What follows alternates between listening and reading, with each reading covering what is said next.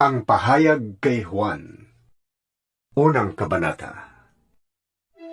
Ito ang pahayag na ibinigay ng Diyos kay Hesukristo at kanya namang inihayag kay Juan na alipin niya sa pamamagitan ng anghel na isinugo niya.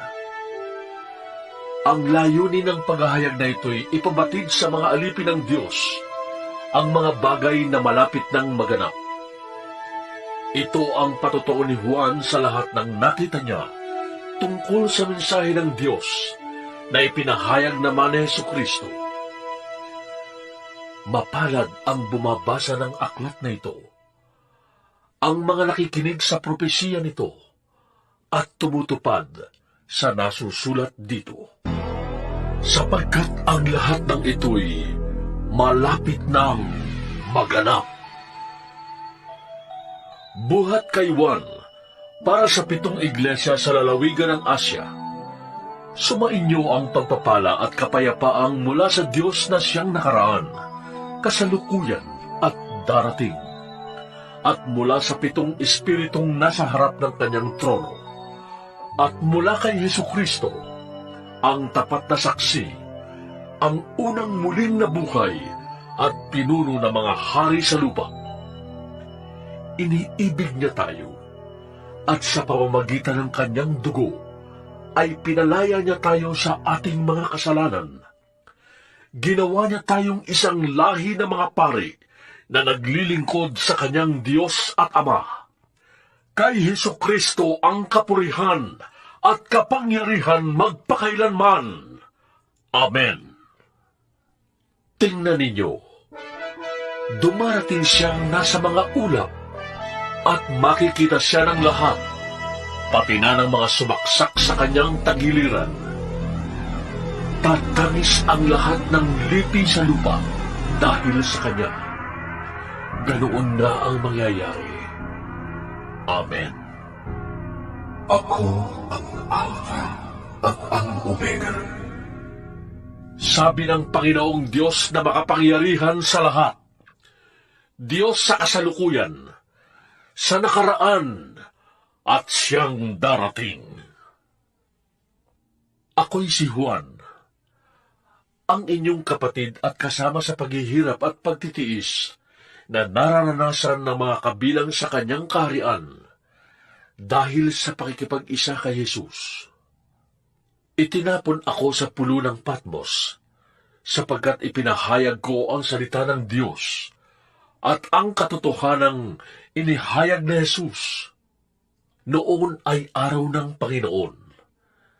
Nasa ilalim ako ng kapangyarihan ng Espiritu Santo at narinig ko mula sa aking likuran ang isang malakas na tinig na parang tunog ng trumpeta. Sabi niya, Isulat mo ang iyong nakikita at ipadala mo sa 7 iglesia, sa Efeso, Esmirna, Pergamo, Thyatira, Sardis, Philadelphia, at Laodicea. lumingon ako upang tingnan ang nagsasalita at nakakita ko ng 7 ilawang ginto.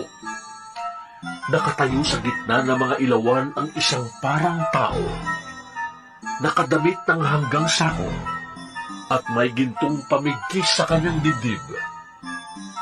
Ang kanyang ulo at buhok ay kasimputi ng balahibo ng tupa o ng niyebe, at ang kanyang mga matay parang apoy na nagliliyab.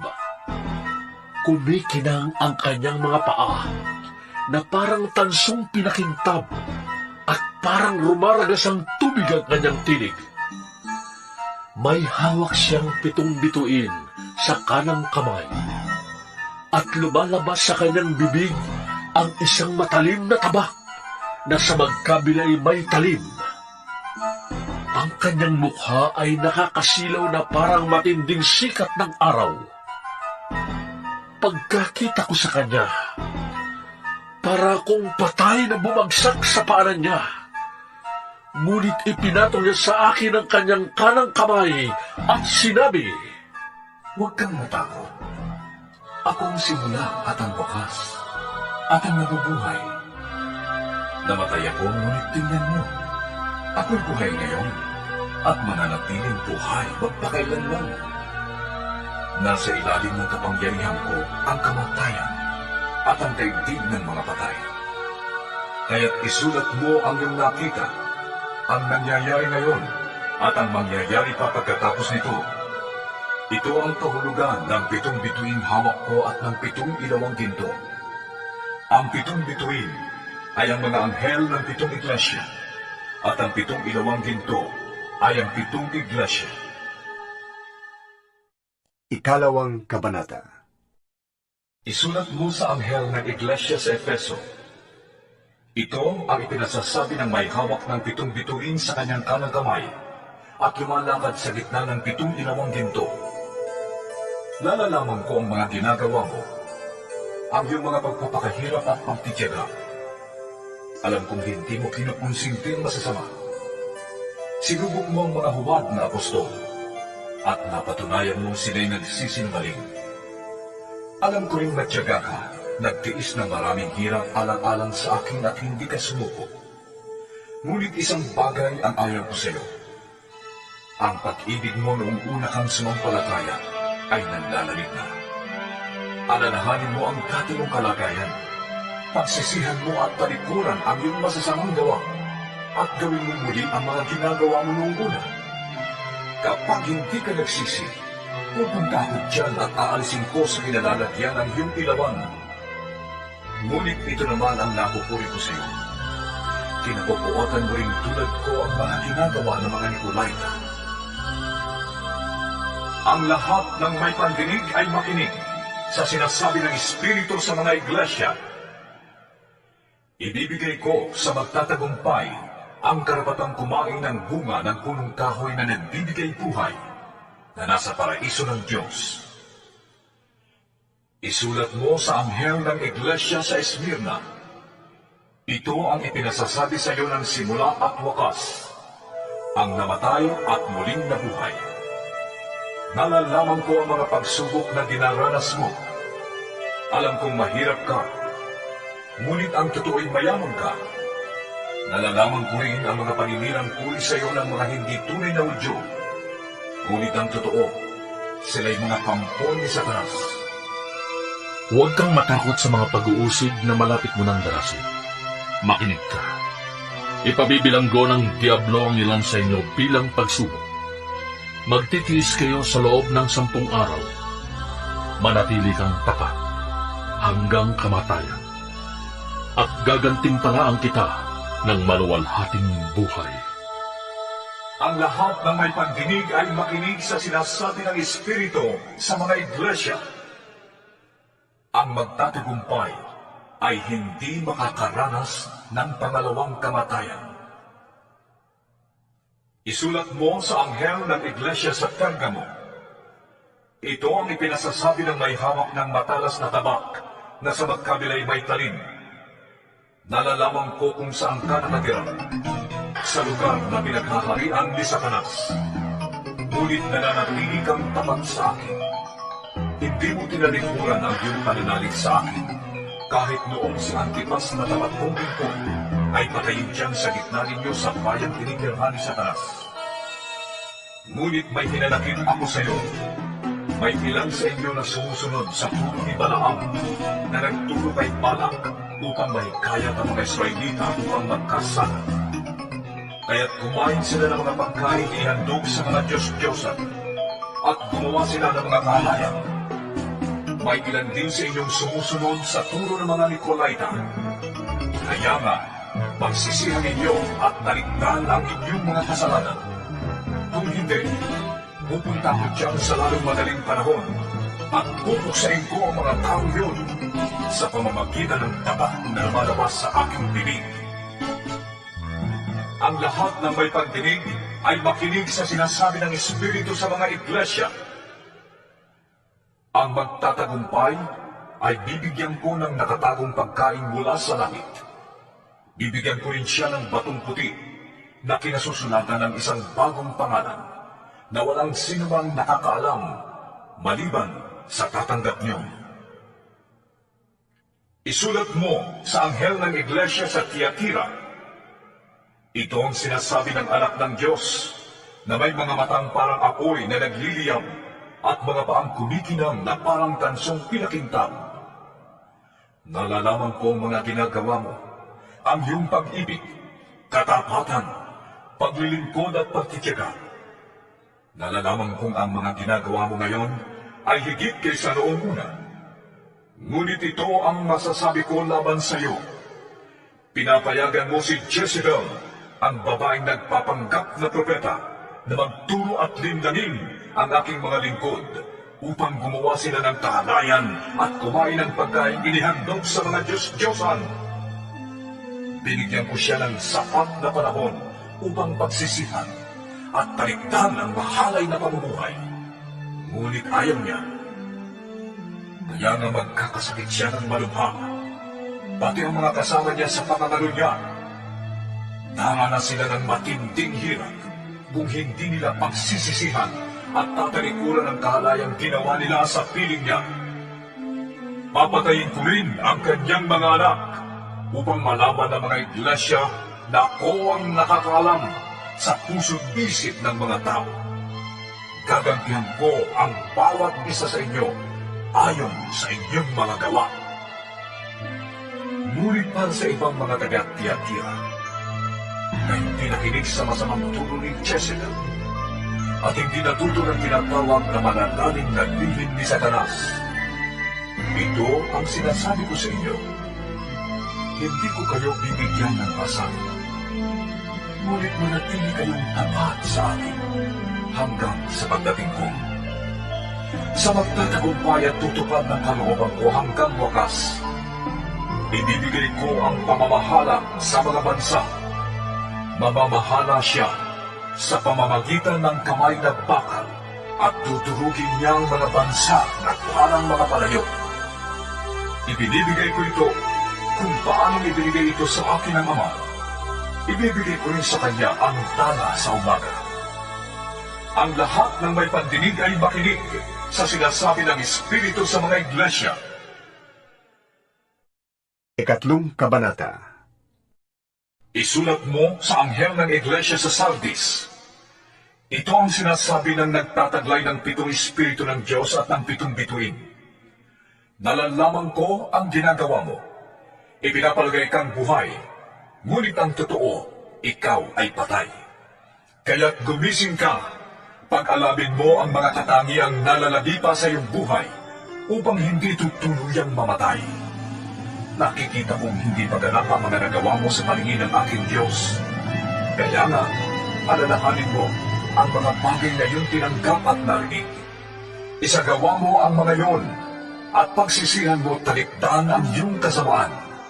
Kung hindi ka gigising, pupunta ko dyan na gaya ng isang magnanakaw at hindi mo malalaman ang oras ng aking pagdating. Ngunit may ilan sa inyo dyan sa Sardis na nag-ingat na mapanatiling malinis ang kanilang damit, kaya't kasabay ko silang maglalakad na nakasuot ng puti, sapagkat sila'y karapat-dapat. Ang magtatagumpay ay magdamit ng puti, at hindi ko kailanman aalisin sa aklat ng buhay ang kanyang pangalan. Kikilalanin ko siya sa harap ng aking Ama at ng kanyang mga anghel. Ang lahat ng may pandinig ay makinig sa sinasabi ng Espiritu sa mga iglesia. Isulat mo sa anghel ng iglesia sa Philadelphia. Ito ang sinasabi ng banal at mapagkakatiwalaan, ang may hawak ng susi ni David. Walang makakapagsara ng anumang buksan niya, at walang makakapagbukas ng anumang sarhan niya. Nalalaman ko ang mga ginagawa mo.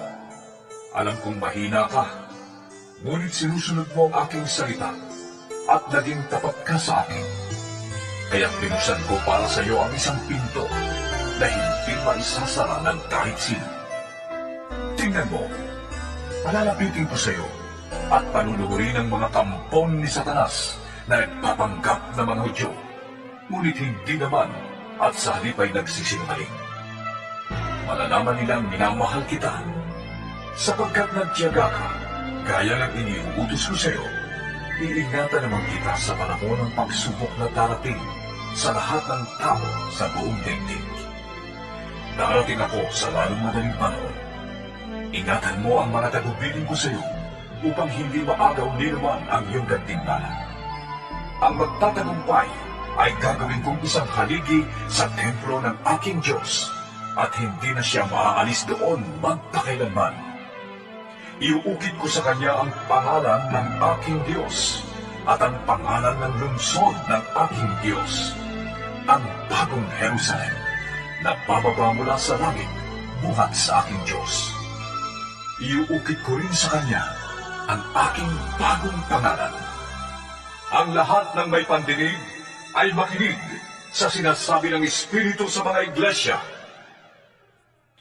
Isulat mo sa anghel ng iglesia sa Laodicea. Ito ang sinasabi niya na ang pangalan ay Amen, ang matapat at tunay na saksi, at siyang pinagmulan ng lahat ng nilalang ng Diyos. Nalalaman ko ang mga ginawa mo. Alam kong hindi ka malamig o mainit. Higit na mabuti kung ikaw ay malamig o mainit.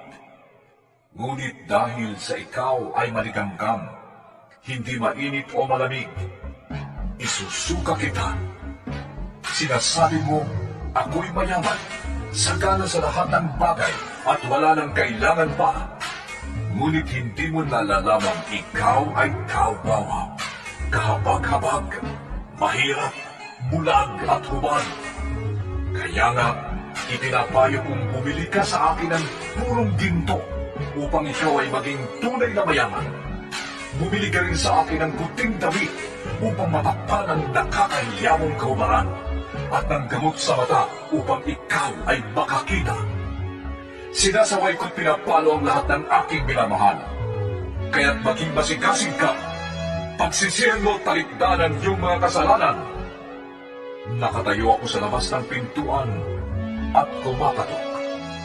Kung diringgin ni naman ang aking tinig at bubuksan ang pinto, ako'y papasok sa kanyang tahanan at magsasalo kami sa pagkain. Ang magtatagumpay ay uupong katabi ko sa aking trono, tulad ko na nagtagumpay at nakaupo ngayon katabi ng aking ama sa kanyang trono. Ang lahat ng may pandinig ay makinig sa sinasabi ng Espiritu sa mga iglesia. Ika-4 na kabanata.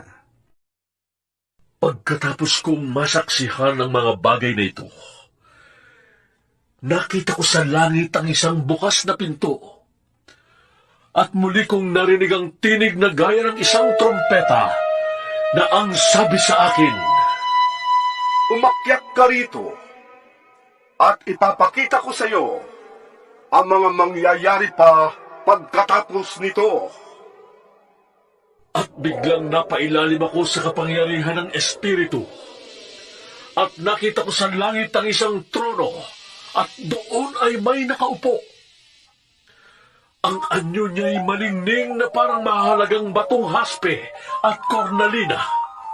May isang bahagharing nagniningning na parang esmeralda sa palibot ng trono. Nakapaligid naman dito ang 24 pang trono, at may nakaupo roong 24 na pinuno na nakadamit ng puti at may koronang ginto sa kanilang ulo. Mula sa trono ay gumuguhit ang kidlat, kasabay ng mga ugong at mga kulong. Sa harap ng trono ay may 7 nagniningas na sulok.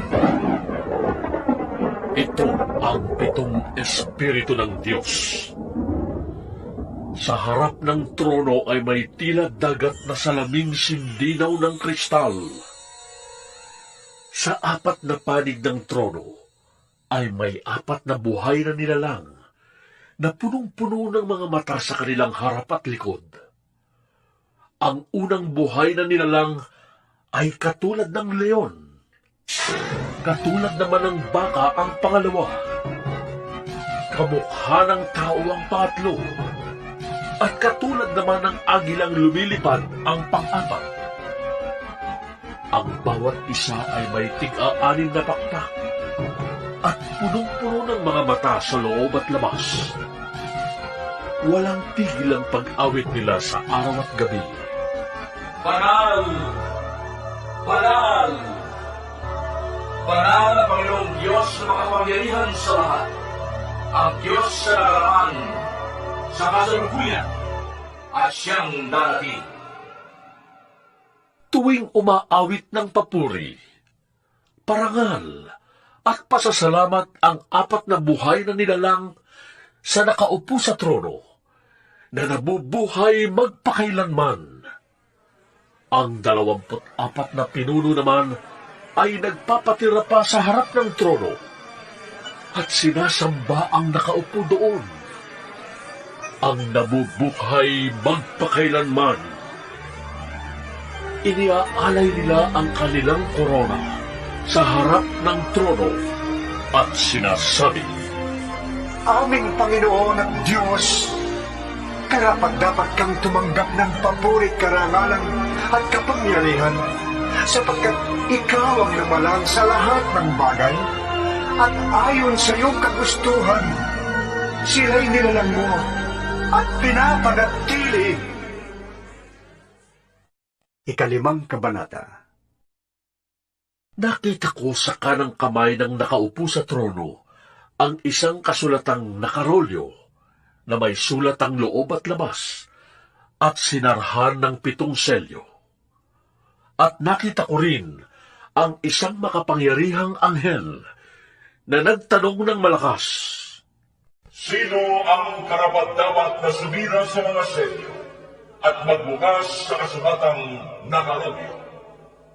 ngunit wala ni isa man maging sa langit, maging sa lupa o sa ilalim ng lupa na makapagbukas o makatingin sa nilalaman niyon. Buong kapaitan akong umiyak dahil walang natagpo ang karapat-dapat na magbukas at tumingin sa nilalaman niyon. Kaya sinabi sa akin ng isa sa mga pinuno, Huwag kang umiyak. Tingnan mo, ang leon mula sa lahi ni Huda, ang anak ni David, ang siyang nagtagumpay at may karapatang sumira sa 7 selyo at magbukas sa kasulatang nakarolyo. Pagkatapos, nakita ko sa pagitan ng mga pinuno at ng tronong napapaligiran ng 4 na buhay na nilalang ang isang korderong nakatayo na parang pinatay na. Ito'y may 7 sungay at 7 mata na siyang 7 espiritu ng Diyos na ipinadala sa buong sanlibutan. Lumapit ang kordero at kinuha ang kasulatang nakarolyo sa kanang kamay ng nakaupo sa trono. Nang ito'y kunin niya, nagpatira pa sa harapan ng kordero ang 4 na buhay na nilalang at ang 24 na pinuno. Bawat isa'y may hawak na alpa at may gintong mangkok na puno ng insenso na siyang mga panalangin ng mga banal. Inawit nila ang isang bagong awit. Ikaw ang karapat-dapat na kumuha sa kasulatang nakarolyo at sumira sa mga selyo niyo sapagkat pinatay ka at sa pamamagitan ng iyong dugo ay tinubos mo para sa Diyos ang mga tao mula sa bawat lahi, wika, bayan at bansa. Ginawa mo silang isang lahing maharlika at mga pari para maglingkod sa ating Diyos at sila'y maghahari sa lupa. Tumingin akong muli at narinig ko ang tinig ng 5 mabilang na mga anghel.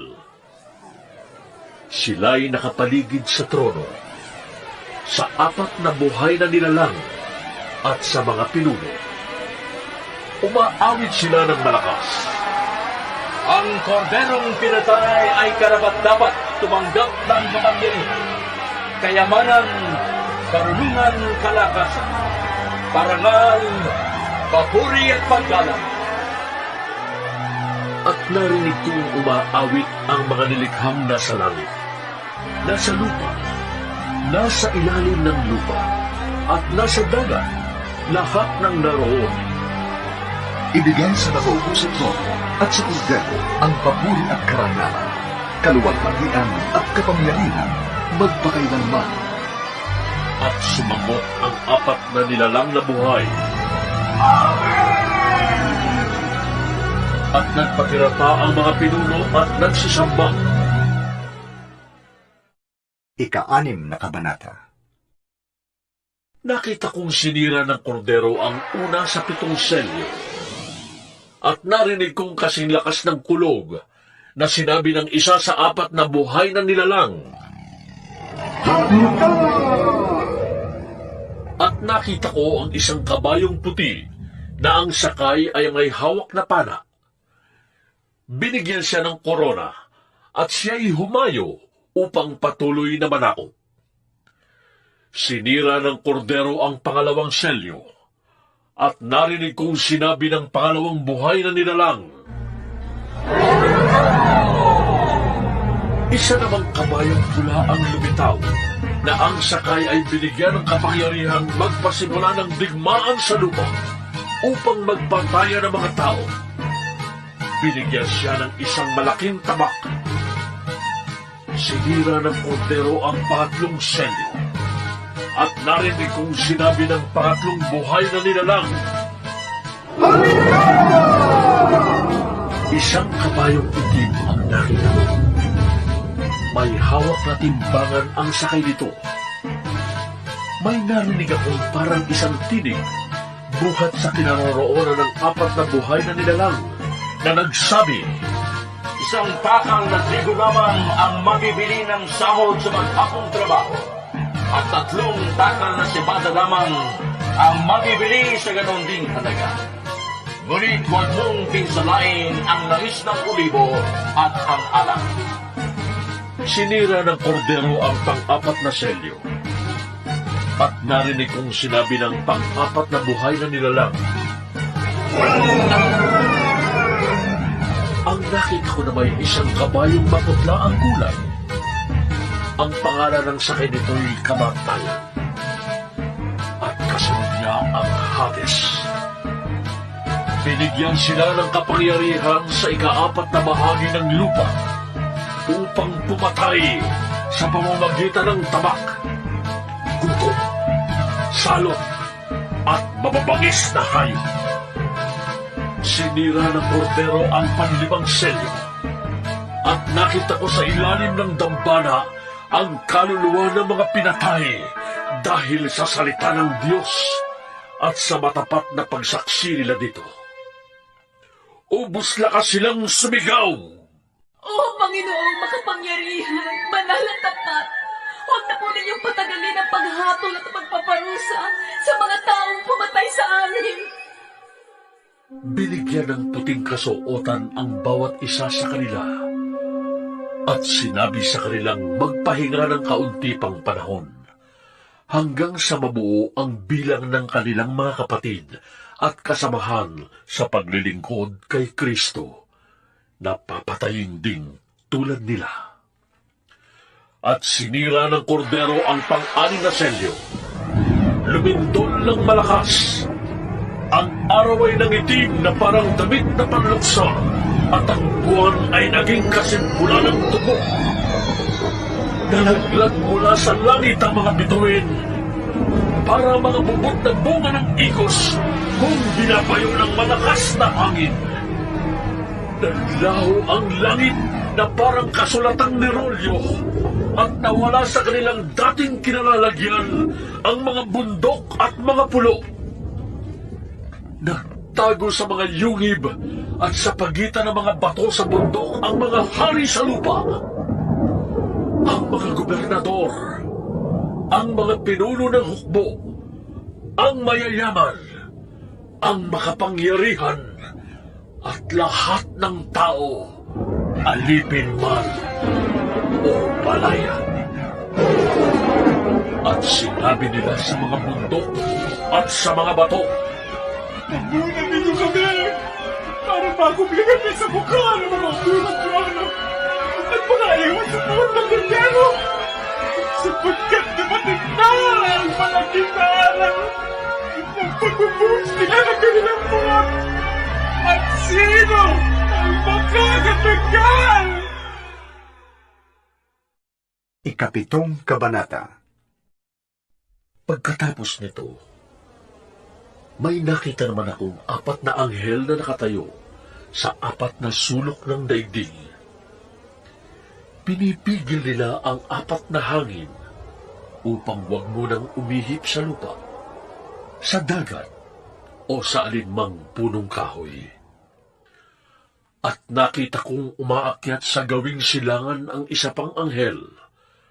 Taglay ang pantatak ng Diyos na buhay. Humiyaw siya sa 4 na anghel na binigyan ng Diyos ng kapangyarihang maminsala sa lupa at sa dagat. Huwag muna ninyong pinsalain ang lupa, ang dagat, o ang mga punong kahoy, hanggat hindi pa natin nalalagyan ng tatak sa noo ang mga lingkod ng ating Diyos. At sinabi sa akin ang bilang ng mga tinatakan, 144,000 buhat sa 12 lahi ng Israel. Sa lahi ni Huda, 12,000. Sa lahi ni Ruben, 12,000.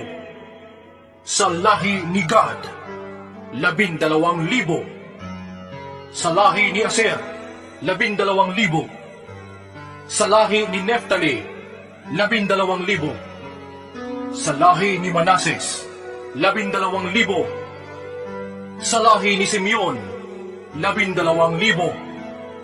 Sa lahi ni Levi, 12,000.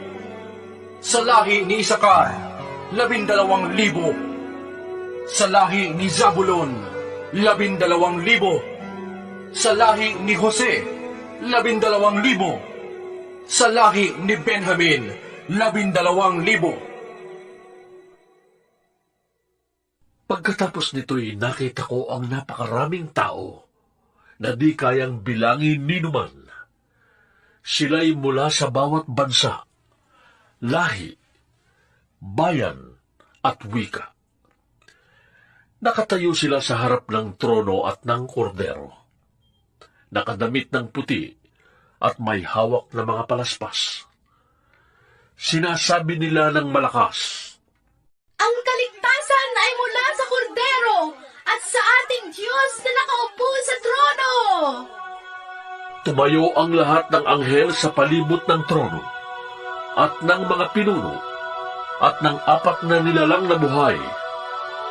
At sila'y nagpatira pa sa harap ng trono at sumamba sa Diyos. Sabi nila, Amen! Sa ating Diyos ang papuri, kalwalhatian, karunungan, pasasalamat, karangalan, kapangyarihan at lakas magpakailanman. Amen! tinanong ako ng isa sa mga pinuno, Sino ang mga taong nakadamit ng puti? At saan sila nanggaling? Ginoo, kayo po ang nakakaalam. Ang sagot ko. At sinabi niya sa akin, Sila ang mga nagtagumpay sa gitna ng matinding paghihirap. Nilinis nila at pinaputi sa dugo ng kordero ang kanilang damit. Iyan ang dahilan kung bakit sila ay nasa harap ng trono ng Diyos at naglilingkod sa Kanya sa templo araw at gabi. At ang nakaupo sa trono ang kukup-kup sa kanila. Hindi na sila magugutom ni mauuhaw. Hindi na sila mabibilad sa araw ni mapapaso ng anumang matinding init. Sapagkat ang kordero nasa gitna ng trono ang magiging pastol nila. Sila'y dadalhin niya sa mga bukal ng tubig na nagbibigay buhay at papahirin ng Diyos ang bawat luha sa kanilang mga mata. 8 Kabanata. nang sirain ng kordero ang 7 selyo, naghari sa langit ang katahimikan sa loob ng halos kalahating oras. Pagkatapos nito'y nakita ko ang 7 anghel na nakatayo sa harapan ng Diyos at binigyan ng trumpeta ang bawat isa sa kanila. Dumating ang isa pang anghel na may dalang gintong sunugan ng insenso at tumayo naman sa harap ng dambana. Binigyan siya ng maraming insenso upang ihandog sa dambanang ginto na nasa harap ng trono, kalakip ng dalangin ng mga pinili ng Diyos. Mula sa kamay ng anghel, unti-unting tumaas sa harapan ng Diyos ang usok ng insenso, kalakip ng dalangin ng mga pinili ng Diyos. Pagkatapos, ang anghel ay kumuha ng mga baga sa dambana, inilagay sa sunugan ng insenso, at inihagis sa lupa, at biglang kumulog, nagkaingay, kumidlat, at lumindol. At humanda ang 7 anghel upang hipan ang kanilang trompeta. Hinipan ng unang anghel ang kanyang trompeta, at umulan ng yelo at apoy na may kahalong dugo. Nasunog ang 3 bahagi ng lupa, ang 3 bahagi ng mga punong kahoy, at lahat ng sariwang damo. Hinipan ng 2 anghel ang kanyang trompeta, at bumagsak sa dagat ang isang parang malaking bundok na nasusunog. Naging dugo ang 3 bahagi ng dagat. Namatay ang 3 bahagi ng mga nilalang na naroon, at nawasak ang 3 bahagi ng mga sasakyang dagat. Hinipan ng 3 anghel ang kanyang trompeta, at nahulog mula sa langit ang isang malaking bituing nagliliyab na parang sulo, at bumagsak sa 3 bahagi ng mga ilog at mga bukal. Ang bituin ay tinatawag na kapaitan. Bumait ang 3 bahagi ng tubig, at maraming tao ang namatay pagkainom nito. Hinipan ng 4 na anghel ang kanyang trompeta, at napinsala ang 3 bahagi ng araw, ng buwan, at ng mga bituin, kaya't nawala ang 3 bahagi ng kanilang liwanag. Nagdilim ang 3 bahagi ng maghapon, at walang tumanglaw sa 3 bahagi ng magdamag. Pagkatapos ay nakita ko ang isang agilang lumilipad sa kalawakan, at narinig ko itong sumisigaw. Kalagim-lagim! Talagang kalagim-lagim! Ang samang bibig ng lahat ng nasa lupa! Magtunog ng mga trumpetang hihipan ng 3 anghel! Ikasyam na kabanata. Hinipan ng 5 anghel ang kanyang trompeta, at nakita kong nahulog sa lupa ang isang bituin. Ibinigay sa bituin ang susi ng banging napakalalim. Binuksan ng bituin ang banging, at may lumabas na makapal na usok, tulad ng usok ng malaking hurno, kaya't nagdilim ang araw at ang himpapawid. May naglabas ang mga balang mula sa usok at kumalat sa lupa. Binigyan sila ng kapangyarihang malaki tulad ng alakdan. Ipinagpili sa kanila na huwag sirain ang mga damo, punong kahoy o anumang halaman. Ang mga tao lamang na walang tatak ng Diyos sa kanilang noo ang sasaktan nila. Hindi pinahintulutan ng mga balang na patayin ang mga taong ito, kundi pahirapan lamang sila sa loob ng 5 buwan. Parang kagat ng alakdan ang kirot na dulot ng mga balang na ito. Sa loob ng panahong iyo'y hahanapin ng mga tao ang kamatayan, ngunit hindi nila ito makikita. Iibigin nilang mamatay, ngunit lalayuan sila ng kamatayan. Ang mga balang ay parang mga kabayong handa sa pakikipagdigma. Sila ay may putong na parang koronang ginto, at parang mukha ng tao ang kanilang mukha. Parang buhok ng babae ang kanilang buhok, at parang ngipin ng leon ang kanilang bibig. Natatakpan ng parang mga baluting bakal ang kanilang dibdib, at ang tunog ng kanilang pakpak ay parang dagundong ng mga karwaheng hila ng mga kabayong papunta sa labanan. Sila'y may buntot na may tulis gaya ng sa alakdan. Nasa buntot nila ang kapangyarihang manakit ng mga tao sa loob ng 5 buwan. Ang hari nila'y ang anghel na bantay sa banging napakalalim. Ang kanyang pangalan sa wikang Hebreo ay Abaddon, at sa wikang Griego'y Apollyon. Nakaraan na ang unang lagim. 2 pa ang darating.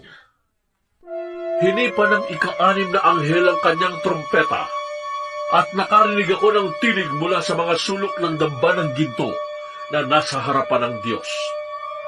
Iniutos nito sa anghel na may trompeta. Halagan mo ang 4 na anghel na nakakampo sa tabi ng mga ilog Euphrates. At pinalaya ang 4 na anghel upang patayin nila ang 3 bahagi ng sangkatauhan. Talagang inihanda sila para sa oras, araw, buwan at taong ito. Sinabi sa akin na ang bilang ng hukbong nakakabayo ay 200 milyon. Nakita ko sa pangitain ng mga kabayo at ang mga dibdib ng mga sakay nito ay may mapulang panangga na gaya ng apoy, asul na gaya ng safiro, at dilaw na parang asupre. Parang ulo ng leon ang ulo ng mga kabayo. Bumubuga ng apoy, usok at asupre ang kanilang bibig.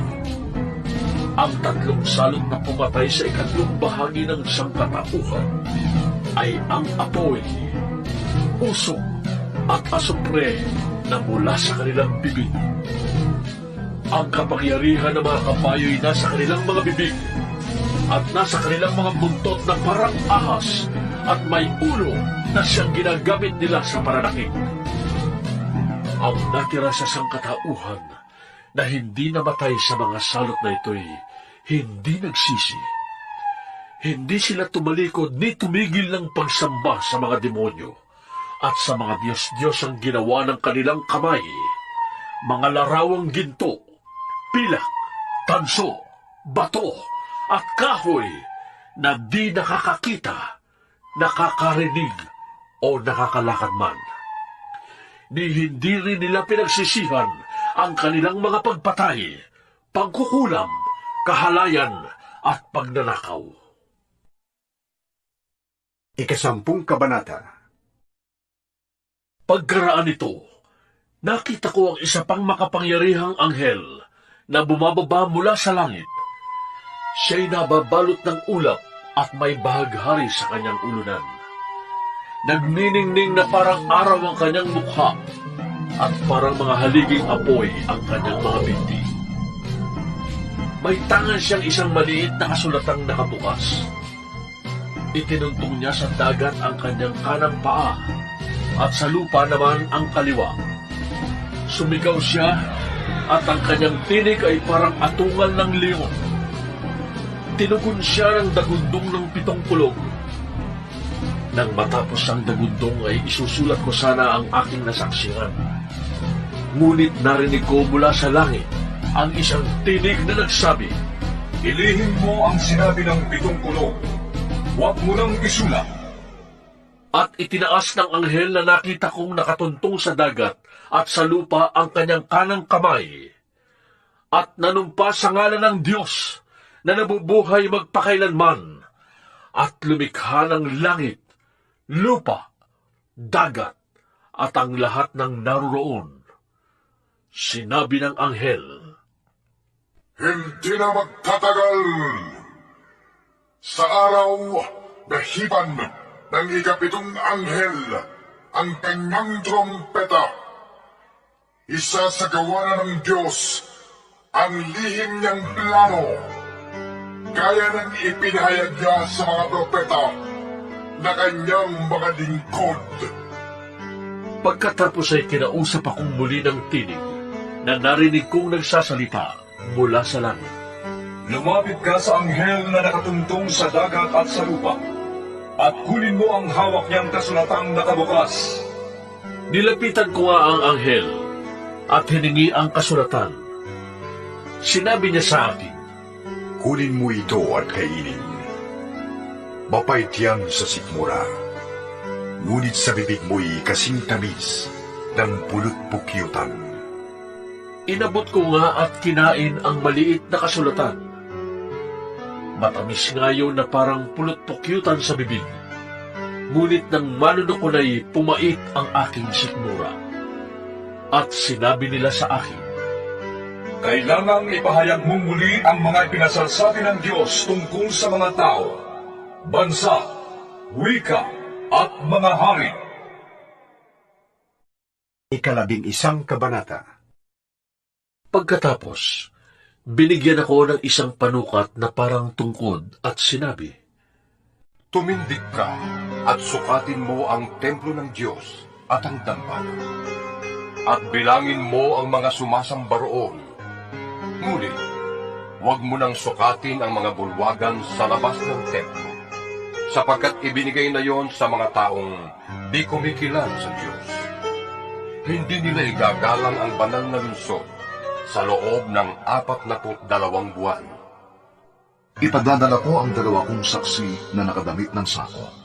At sa loob ng 1,260 araw, ay ipapahayag nila ang mensaheng mula sa Diyos. Ang mga saksing ito ay ang 2 punong ulibo at 2 ilawang nakatayo sa harap ng Panginoon ng lupa. Kapag may nagtangkang manakit sa kanila, may lalabas na apoy sa bibig nila at tutupukin nila ang kanilang mga kaaway. Sa ganoong para ay mamamatay ang mga magtatangkang manakit sa kanila. May kapangyarihan silang isara ang langit upang hindi umulan sa panahon ng pagpapahayag nila ng mensaheng mula sa Diyos. May kapangyarihan din silang gawing dugo ang tubig at magpadala ng anumang salot sa lupa tuwing maibigan nila. Pagkatapos nilang magpatotoo, aahon ang halimaw na nasa bangin at makikipaglaban sa kanila. Matatalo sila at mapapatay ng halimaw, at ang kanilang bangkay ay mahahandusay sa lansangan ng dakilang lungsod na ang patalinghagang pangalan ay Sodoma o Egypt, kung saan ibinako sa krus ang kanilang Panginoon. Sa loob ng 3 kalahating araw, ang kanilang mga bangkay ay panonoori ng mga tao mula sa iba't ibang lahi, lipi, wika at bansa, at hindi papayag ang mga ito na mailibing ang mga bangkay. Magagalak ang lahat ng tao sa sanlibutan dahil sa pagkamatay ng 2 saksi. Magdiriwang sila at magbibigayan ng mga regalo, sapagkat ang 2 propetang iyon ay nagdulot sa kanila ng labis na kahirapan. Pagkalipas ng 3 kalahating araw, sila'y muling binuhay ng Diyos, at sila'y tumindig, at labis na nasindak ang mga nakakita sa kanila. Pagkatapos ay narinig nilang nagsalita ang isang malakas na tinig mula sa langit.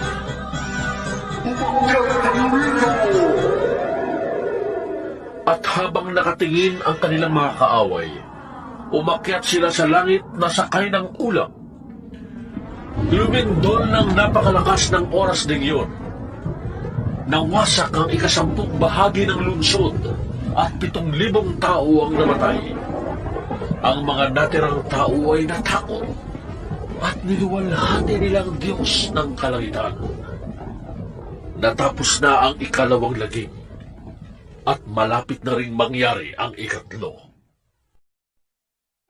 Hinipa ng 7 anghel ang kanyang trompeta, at mula sa langit ay may malalakas na tinig na nagsabi, Ang paghahari sa sanlibutan ay inilipat na sa Kristo ang ating Panginoon.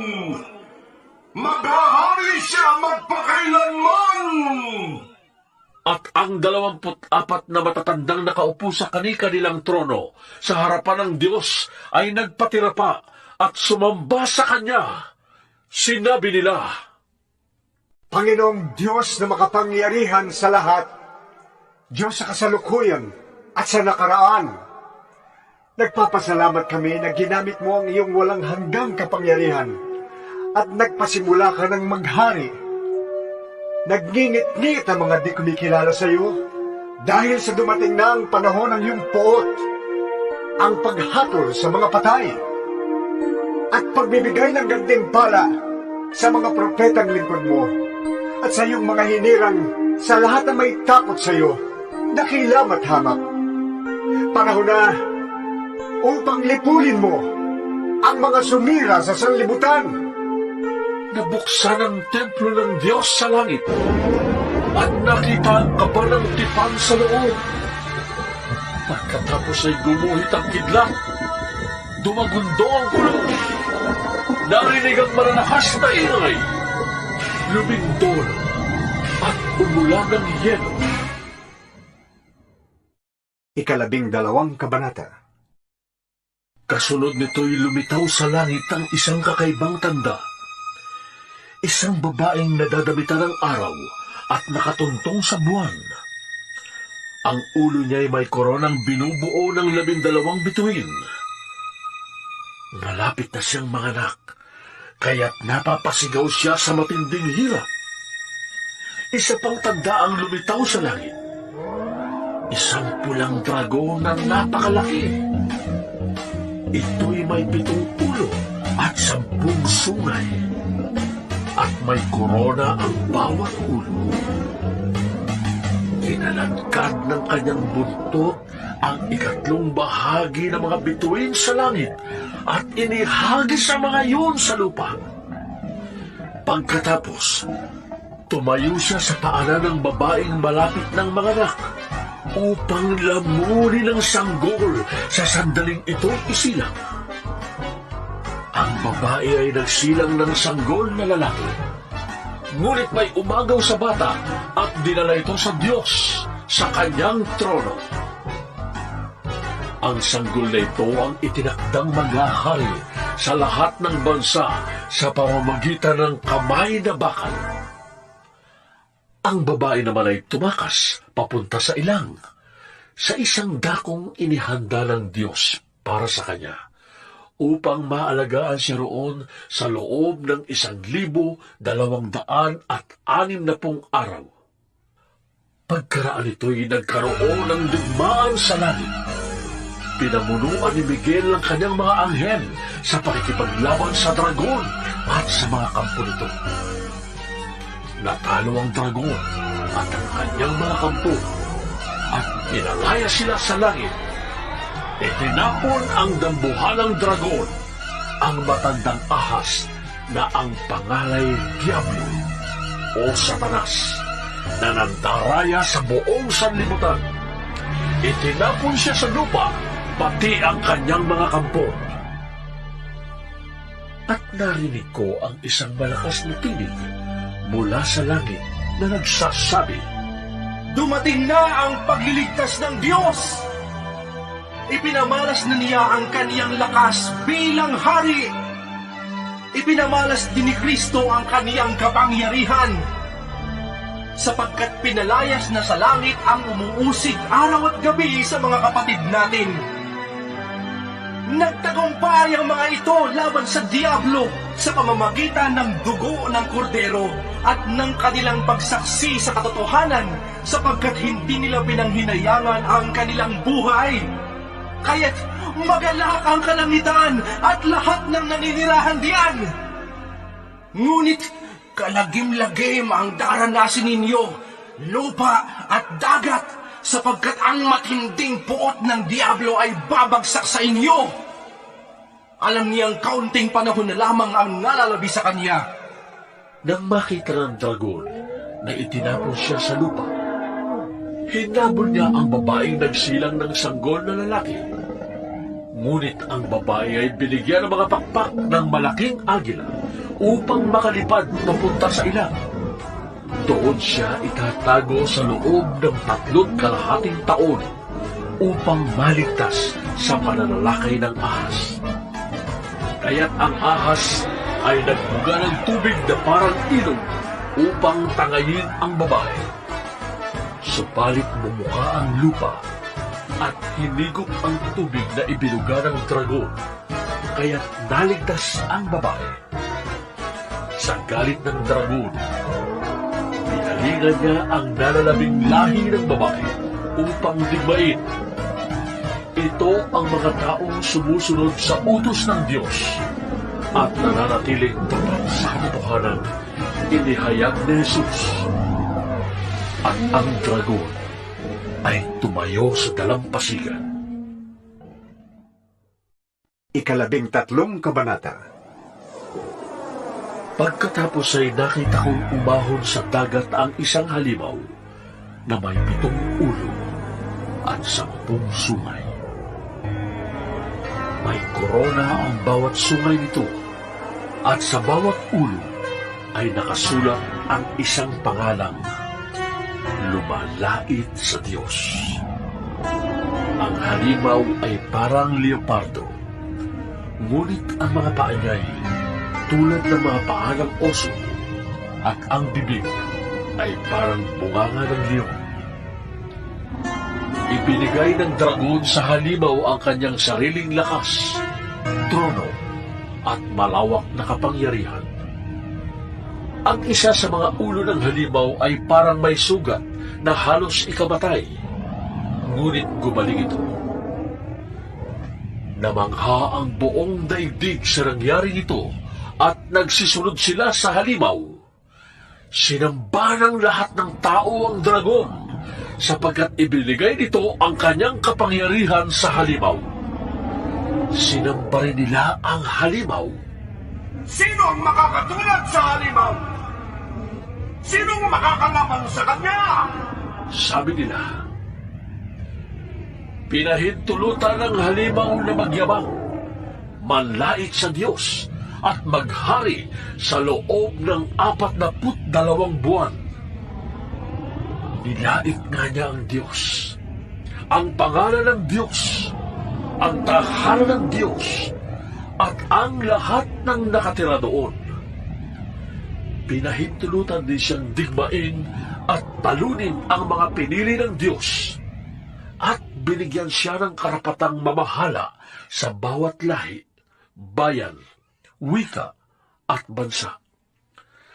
Sasamba sa kanya ang lahat ng nabubuhay sa ibabaw ng lupa, maliban sa mga taong ang pangalan ay nakasulat sa aklat ng buhay.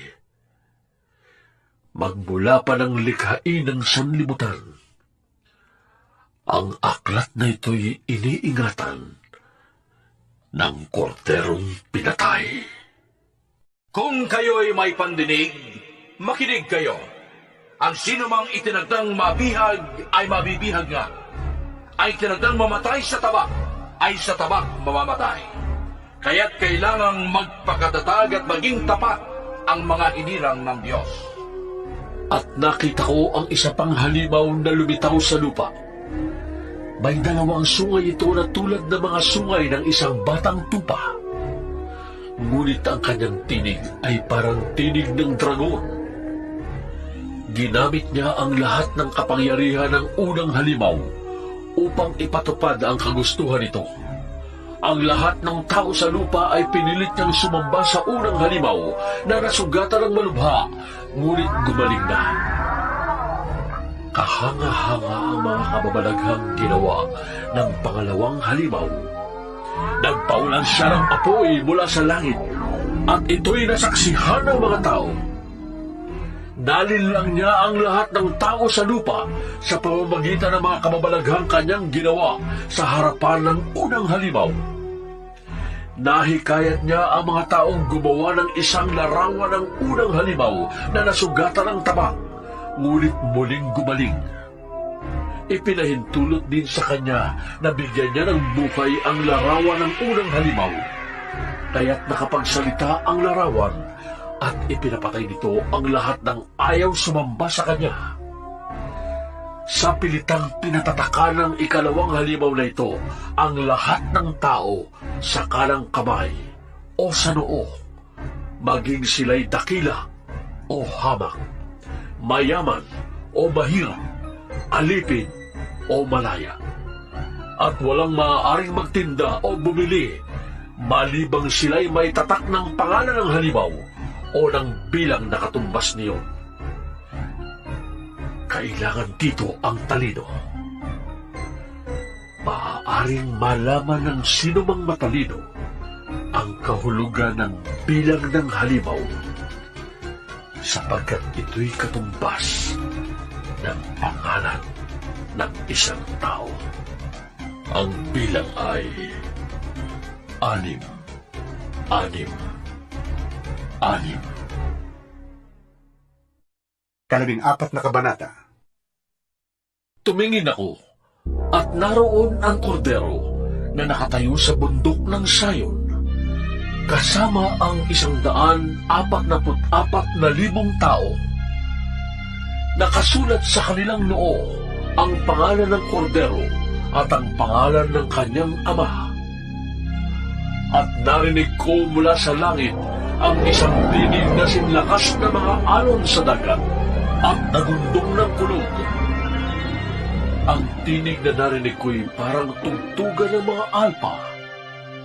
Sila'y umaawit ng isang bagong awit sa harap ng trono at sa harap ng 4 na nilalang na buhay at sa harap ng mga pinuno. Walang makaunawa sa awit na yon, kundi ang 144,000 na tinubos sa sanlibutan. Ito ang mga lalaking nanatiling malinis at hindi nagkaroon ng anumang kaugnayan sa mga babae. Sumusunod sila sa kordero, saan man siya magpunta. Sila'y tinubos mula sa buong sangkatauhan bilang mga unang handog sa Diyos at sa kordero. Hindi sila nagsinungaling kailanman at wala silang anumang kapintasan. Nakita ko ang isa pang anghel na lumilipad sa kalawakan. Dala ang walang katapusang magandang balita upang ipahayag sa mga tao sa lupa, sa lahat ng bansa, lahi, wika at bayan. Sinabi niya ng malakas, Matakot kayo sa Diyos at luwalhatiin siya, sapagkat dumating na ang oras ng kanyang paghatol. Sambahin niyo ang Diyos na lumikha ng langit, lupa, dagat, at mga bukhang ng tubig. Sumunod ang ikalawang anghel na nagsasabi, Bumagsak na! Bumagsak na! Ang dating makapangyarihang Babilonia! Pinainom niya ang lahat ng tao ng anak ng pagkaumaling sa kanyang kahalayan. Sumunod sa dalawa ang ikatlong anghel na sumisigaw ng malakas. Sino bang sumasamba sa halimaw at sa larawan nito at nagpatatak sa kanyang noo o kamay ay paiinumin ng Diyos ng alak ng kanyang puot na walang halong ibinuhos sa kopa ng kanyang galit. Pahihirapan sila sa apoy at asupre sa harapan ng mga banal na anghel at ng kordero. Ang apoy na nagpapahirap sa kanila ay mag-aalap pagpakailanman. Araw at gabi ay maghihirap ng walang pahinga ang mga sumamba sa halimaw at sa kanyang larawan at ang mga natatakan ng kanyang pangalan. Kailangang magpakatatag ang mga pinili ng Diyos, ang mga sumusunod sa utos ng Diyos at nananatili sa pananampalataya kay Jesus.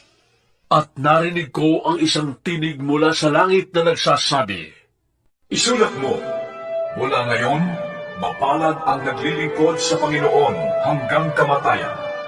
Tunay nga, sabi ng Espiritu, matatapos na ang kanilang paghihirap, sapagkat ang kanilang ginawa ang magpapatunay sa kanilang katapangan. Tumingin uli ako, at nakita ko naman ang isang puting ulap, at nakaupo rito ang isang kamukha ng anak ng tao. May koronang ginto, at may hawak na isang matalim na karit. Isa pang anghel ang lumabas mula sa templo at malakas na nagsalita sa nakaupo sa ulap. Gamitin mo lang yung karet. Lumapas ka na, sapagkat parang na, hinagnaanaanihin sa lupa. Ginamit nga ng nakaupo sa ulap ang kanyang karin at ginapas ang dapat anihin sa lupa. At isa pang anghel ang nakita kong lumabas mula sa templo sa langit. May hawak din siyang matalim na karit. Lumabas mula sa dambana ang isa pang anghel. Siya ang namamahala sa apoy sa dambana. Sinabi niya sa anghel na may matalim na karit, Gamitin mo na ang iyong karit at anihin mo ang mga ubas sa lahat ng ubasan sa lupa, sapagkat hinog na ang mga ito. Kaya't ginamit ng anghel ang kanyang karit. Inani ang mga ubas at inihagis sa pisaan. Ang pisaang ito ay larawan ng matinding poot ng Diyos. Pinisa sa labas ng bayan ng mga ubas at mula sa pisaan ay bumaha ng dugo. May 300 kilometro ang haba at 5 talampakan ang lalim. 15 kabanata. Nakita ko ang isa pang kagilagilalas na pangitain sa langit. May 7 anghel na may dalang 7 salot. Ito ang mga panghuling salot, sapagkat dito magwawakas ang poot ng Diyos. May nakita akong parang dagat na kristal na nagliliyab. Nakita ko rin ang mga nagtagumpay laban sa halimaw at sa larawan nito, at sa nagtataglay ng bilang nakatumbas ng kanyang pangalan. Nakatayo sila sa dagat na kristal. Hawak ang mga alpang bigay sa kanila ng Diyos. Inaawit nila ang awit ni Moises na lingkod ng Diyos at ang awit ng kordero. Panginoong Diyos na makapangyarihan sa lahat, dakila at kahanga-hanga ang iyong mga gawa. O Hari ng mga bansa, matuwid at totoo ang iyong mga daan. Sino ang hindi matatakot sa iyo, Panginoon? Sino ang tatangging magpahayag ng iyong kadakilaan? Ikaw lamang ang banal. Lahat ng mga bansa ay lalapit at sasamba sa iyo, sapagkat nakita ng lahat ang matuwid mong mga gawa. Pagkatapos nito'y nakita ko ring bumukas ang templo sa langit. Ang toldang tipanan ng Diyos at ng tao. Lumabas mula sa templo ang 7 anghel na may dalang 7 salot. Nakasuot sila ng malinis na linong nakakasilaw sa kaputian at may gintong pamigkis sa dibdib. Ibinigay sa kanila ng isa sa 4 na nilalang na buhay ang 7 mangkok na ginto na punong-puno ng poot ng Diyos na nabubuhay magpakailanman.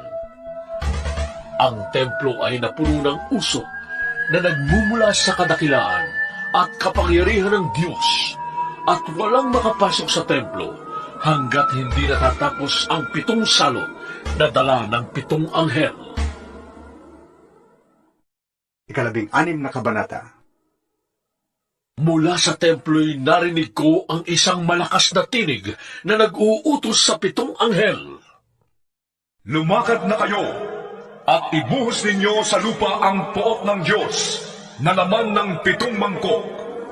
At umalis ang unang anghel at ibinuhos sa lupa ang laman ng dala niyang mangkok. At nagkaroon ng mahapdi at nakakapandiring sugat ang mga taong may tanda ng halimaw at sumamba sa kanyang larawan. Ibinuhos ng 2 anghel ang laman ng kanyang mangkok sa dagat, at ang tubig ay naging parang dugo ng patay, at namatay ang lahat ng nilikhang nabubuhay sa dagat. Ibinuhos ng 3 anghel ang laman ng kanyang mangkok sa mga ilog at mga bukal, at naging dugo rin ang mga ito. At narinig kong sinabi ng anghel na namamahala sa mga tubig, Ikaw ang matuwid na nabubuhay ngayon at noong una, ang banal, sapagkat hinatulan mo ang mga bagay na ito. Ang mga nagpadanak ng dugo ng mga pinili at ng mga propeta ay binigyan mo ng dugo upang kanilang inumin. Iyan ang nararapat sa kanila. At narinig ko mula sa dambana ang ganitong pananalita. O Panginoong Diyos na makapangyarihan sa lahat, talagang matuwid at tama ang mga hatol mo. Ibinuhos ng ikaapat na anghel ang laman ng dala niyang mangkok sa araw. At ito'y binigyan ng kapangyarihang sunugin ang mga tao sa tindi ng kanyang init. Nasunog nga sila, ngunit sa halip na magsisi at talikdan ang kanilang mga kasalanan at magpuri sa Diyos, nilapastangan pa nila ang pangalan ng Diyos na may kapangyarihang magpadala ng ganoong mga salot. Ipinuhos ng ikalimang anghel ang laman ng hawak niyang mangkok sa trono ng halimaw at nagdilim ang kaharian nito. Napakagatlabi sa kirot ang mga tao at nilapastangan nila ang Diyos dahil sa dinaranas nilang hirap at tinamong mga sugat. Ngunit hindi rin sila nagsisi at tumalikod sa masasama nilang gawain. Ibinuhos ng ika-anim na anghel ang laman ng dala niyang mangkok sa malaking ilog Euphrates. Natuyo ang ilog at nagkaroon ng landas para sa mga hari mula sa silangan. At nakita kong lumalabas mula sa bunganga ng dragon at ng halimaw at ng huwad na propeta ang tatlong karumal-dumal na espiritong mukhang palaka. Ang mga ito'y mga demonyong nakakagawa ng kababalaghan. Pinuntahan nila ang lahat ng hari sa daigdig upang tipunin para sa labanan sa dakilang araw ng Diyos na makapangyarihan sa lahat. Makinig kayo! Ako'y darating na parang magnanakaw. Mapalad ang nanatiling gising at nakabihis na. Hindi siya lalakad na lubad at di mapapahiya sa harap ng mga tao. At ang mga hari ay tinipo ng mga espiritu sa lugar na tinatawag na Armageddon sa wikang Hebreo. Ibinuhos ng ikapitong anghel ang laman ng hawak niyang mangkok sa himpapawid. At may nagsalita ng malakas mula sa tronong nasa templo. Naganap na! Kumidlat, kumulog, at lumindol ng napakalakas. Ito ang pinakamalakas na lindol sa buong kasaysayan ng sangkatauhan. Talagang napakalakas. Nahati sa tatlong bahagi ang malaking lungsod at nawasak ang lahat ng lungsod sa buong daigdig. Hindi nga nakaligtas sa parusa ng Diyos ang tanyag na Babilonia. Pinainom siya ng alak ng matinding poot ng Diyos. Nawala ang lahat ng puno. Gumuho ang lahat ng bundok. Umulan ng malalaking tipak ng yelo na tumitimbang ng halos 50 kilo ang bawat isa. At nabagsakan ang mga tao. At nilapastangan ng mga tao ang Diyos dahil sa nakakapangilamot na salot na dinaranas nila. 17 kabanata. Pagkatapos, ang isa sa 7 anghel na may dalang 7 mangkok ay lumapit sa akin at sinabi niya, Halika, ipapakita ko sa iyo kung paano parurusahan ang reyna ng kahalayan na nakaupo sa ibabaw ng maraming ilog. Ang mga hari sa lupa ay nakiapid sa babaeng ito at nilasing niya sa alak ng kanyang kahalayan ang lahat ng tao sa sanlibutan. Noon ay nasa ilalim ako ng kapangyarihan ng Espiritu at inihatid ako ng anghel sa dakong ilang. Nakita ko roon ang isang babaeng nakasakay sa isang pulang halimaw. Ang halimaw ay may 7 ulo at 10 sungay. Nakasulat sa buong katawan nito ang lahat ng paglapastangan sa Diyos. Ang damit ng babae ay kulay ube at pula. Ang kanyang mga alahas ay ginto, mahahalagang bato at perlas. Hawak niya ang isang gintong kopa na puno ng kanyang kasumpa-sumpang mga gawa at kahiyahiyang pangangalo niya. Nakasulat sa kanyang noo ang isang pangalang may lihim na kahulugan. Ang tanyag na Babylonia, ang ina ng mga nangangalo niya at ng lahat ng kahalayan sa lupa. At nakita kong lasing ang babaeng ito sa dugo ng mga hinirang at ng mga martir, ang mga pinatay dahil kay Jesus. Nang gilalas ako nang makita ko siya. Bakit ka nang gilalas? Tanong sa akin ng anghel. Sasabihin ko sa iyong kahulugan ng babae at ng sinasakyan niyang halimaw na may 7 ulo at 10 sungay. Ang halimaw na nakita mo ay buhay nung una, ngunit patay na ngayon. Muli itong lilitaw buhat sa banging napakalalim at tuluyang mapapahamak. Ang mga taong nabubuhay sa lupa na ang pangalan ay hindi nakasulat sa aklat ng buhay mula pa nang likhain ang sanlibutan, ay magugulat kapag nakita nila ang halimaw sapagkat pinatay na siya, ngunit muling lilitaw. Kailangan dito ang talino at pangunawa. Ang 7 ulo ay ang 7 puntok na inuupuan ng babae. Inilalarawan din ito ang 7 hari. Bumagsak na ang 5 sa kanila, naghahari pa ang isa, at ang huli ay hindi pa dumarating. Pagdating niya, sandali lamang siyang maghahari, at ang halimaw na buhay noong una, ngunit ngayon wala na, ay isa sa 7 hari at siyang magiging ika-8. Siya ay mapapahamak. Ang 10 sungay na nakita mo ay 10 haring hindi pa naghahari, ngunit mamamahala silang kasama ng halimaw sa loob ng 1 oras.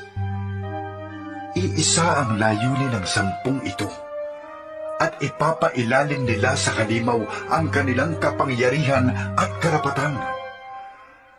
Makikidigma sila laban sa kordero, ngunit sila'y matatalo nito, sapagkat ito ang Panginoon ng mga Panginoon at Hari ng mga hari. Kasama niya sa tagumpay ang kanyang mga tinawag, pinili at tapat na tagasunod. Sinabi rin sa akin ng anghel, ang nakita mong mga ilog na kinauupuan ng babae ay mga lahi, mga bansa at mga wika. Ang 10 sungay na nakita mo at ang halimaw ay mapupuot sa reyna ng kahalayan. Aagawin nila ang lahat ng ari-arian nito at iiwanan siyang hubad. Kakainin nila ang kanyang laman at susunugin ang matitira. Niloob ng Diyos na sila'y magkaisa at ipailalim nila sa halimaw ang kanilang karapatan at kapangyarihan, hanggang sa maganap ang mga salita ng Diyos. Ang babaeng nakita mo ay ang tanyag na lungsod na sinusunod ng mga hari sa lupa. 18 kabanata. Pagkatapos nito, nakita kong bumababa mula sa langit ang isang anghel na may malaking kapangyarihan. Nagliwanag ang buong daigdig dahil sa kanyang kaluwalhatian. Ubus lakas siyang sumigaw. Bumagsak na! Bumagsak na ang tanyag na Babylonia. Ngayon ay tahanan na lamang siya ng mga demonyo, bilangguan ng masamang espiritu, ng maruruming ibon at ng marurumi at kasuklam-suklam na mga hayop. Sapagkat pinainom niya ng alak ng kanyang kahalayan ang lahat ng bansa. Nakiapid sa kaniya ang mga hari sa lupa, at ang mga mangangalakal sa buong daigdig ay yumaman sa kaniyang mahalay na pamumuhay. Narinig ko mula sa langit ang isa pang tinig na nagsasabi, Umalis ka sa Babylonia, bayan ko. Huwag kang makibahagi sa kanyang mga kasalanan upang hindi ka maparusahan kasama niya. Sapagkat abot na hanggang langit ang mga kasalanan niya at hindi nalilimutan ng Diyos ang kanyang kasamaan. Gawin ninyo sa kanya ang ginawa niya sa inyo. Gumanti kayo ng higit pa sa kanyang ginawa. Punuin ninyo ang kanyang kopa ng inuming higit na mapait kaysa inihanda niya sa inyo. Kung paano siya nagmataas at nagpasasa sa kalayawan, para sapinin niyo siya ng ganoon ding pahirap at kapighatian. Sapagkat lagi niyang sinasabi, Reyna akong tinatanghal, hindi ako biyuda, hindi ako daranas ng kasawian kailanman. dahil dito, sabay-sabay na daragsa sa kanya ang mga salot sa loob ng isang araw. Sakit, dalamhati at tagutom, at tutupukin siya ng apoy, sapagkat makapangyarihan ang Panginoong Diyos na humahatol sa kanya. Tatangis at iiyak ang mga haring nakiapid sa kanya at nagpasasa sa kalayawan sa piling niya. Habang tinatanaw nila ang usok ng nasusunog na lungsod, tatayo lang sila sa malayo sapagkat takot silang madamay sa dinaranas niyang parusa. Sasabihin nila, Kalagim-lagim! Kalagim-lagim ang dakilang Babylonia! Ang matatag na lungsod! Sa loob lamang ng isang oras ay naganap ang parusa sa dakila at makapangyarihang lungsod ng Babylonia! dahil sa kanyang tatangis din at magdadalamhati ang mga mangangalkal sa daigdig, sapagkat wala nang bibili ng kanilang paninda, wala nang bibili ng kanilang mga ginto, pilak, alahas at perlas, mga lino, seda, telang kulay ube at pula, lahat ng uri ng mabangong kahoy, mga kagamitang yari sa pangil ng elepante, mamahaling kahoy, tanso, bakal at marmol. Wala nang bibili ng kanilang sinamon, mga pampalasa, kamanyang, mira at insenso, alak at langis, harina at trigo, mga baka at tupa, mga kabayo at karwahe, mga alipin, at pati buhay ng tao. Wala na ang lahat ng mga bagay na hinagat mo! Ang lahat ng kayamanan mo, pati na ang iyong kagandahan, ay napahamak na kasama mo. At hindi na masisilayan ng mga tao kailanman! Hindi lalapit ang mga mangangalakal na yumaman sa lungsod na iyon, sapagkat takot silang madamay sa kanyang paghihirap. Tatangi sila at magdadalamhati. Sasabihin nila, Nakakapangilabot ang nangyari sa kanyang nalunsod. Dati nadadamitan siya ng lino at telang kulay ube at pula. Napapalabutaan ng mga alahas, ginto at perlas. Sa loob lamang ng isang oras ay naglahog lahat siya. mula sa malayo ay tumanaw ang mga kapitan, mga pasahero, at mga tripulante ng mga sasakyang dagat, at lahat ng nabubuhay sa pagdaragat. At tinangisan nila ang nasusunog na lungsod habang minamasdan ang usok na nagmumula roon. Walang katulad ng katanyagan ng lungsod na iyon! Nagsabog sila ng abo sa kanilang ulo at nanangis. Kalagim-lagim! Kalagim-lagim ang nangyari sa dakilang lungsod! Imaman ang lahat ng tumigil sa kanyang daungan, ngunit sa loob lamang ng isang oras ay nawalan ng kabuluhan. Magalak ka o langit sa nangyari sa kanya.